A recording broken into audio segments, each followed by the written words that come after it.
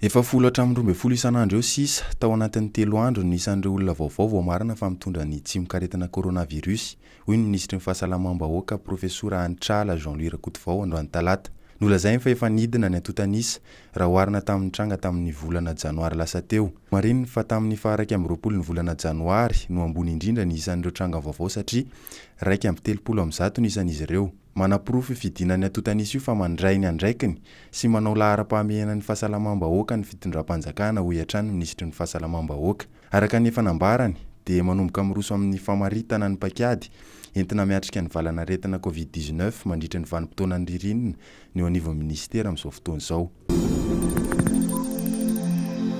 Teo ambavadin'ny ministera no nitokana ireo mpitsabo-panampy androany talata rehefa tsy tafiditra tao amin'ny hôpitaly Joseph Ravoahangy Andrianavalona omaly alatsinainy. Mbola tsy nisy hatretony ny fampidiniana miaraka amin'ny ministera na dia nisy aza ny antso sy tolo-tanana nataon'ny ministry ny fahasalamam-bahoaka omaly alatsinainy. Nilaza ireo mpitokana fa mbola tsy misy aloha ny fiantsonana nataony avy eo amin'ny ministera ka mitohy ny hetsika mandra-pahazahoan'izy ireo ny fitakiany. No ampangaina ireo vondrona mpitsabo-panampy hafa ho nandà-fiaonana ny sendikan'ny paramedy saingy notsindriany Jerisora Albert mpitarika ny sendika vonona ny ampiaton'ny hetsika sy ny fitokonana izy ireo raha misy ny antso ataon'ny filohan'ny repoblika hifampidiniana hoy hatrany izy.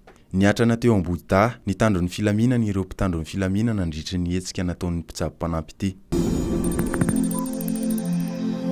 Roa taona teo aorianany nanangana ny fitondram-panjakana ny tetikasa fiariana ho famatsim-bola ny fandraharana malagasy dia 507 no mpisitraka nahazo tohana tamin'ireo fangatahana 904 alina voaray. Androany talata no nanaovan'ny tompon'andraikitry ny tetikasa ny tatitra ny roa taona ny asany.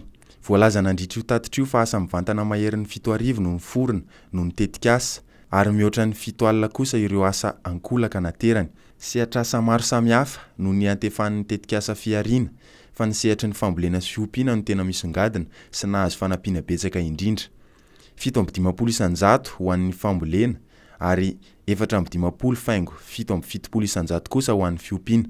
No ny olana eo amin'ny drafitra fandrahararana sy ny votoatin'ny tetikasa tsy mazava loatra no antony tsy nahavoarainy ankamaroan'ny atota taratasy 9 sy 1 alina tsy voaray. Nisy ihany anefa ny fanohanana teknika natao tamin'ireo mpitondra ny tetikasa tsy voatazona mba ahafahan'ny verina manao fangatahana. Raha nambarany avy eo amin'ny tetikasa fiariana dia 5.20 isanjaton'ireo tsy voaray no afaka miverina soamatsara mangataka ny famatsim-bola indray. Mitohy ny fandraisana atota taratasy vaovao ho amin'ny taona 2024.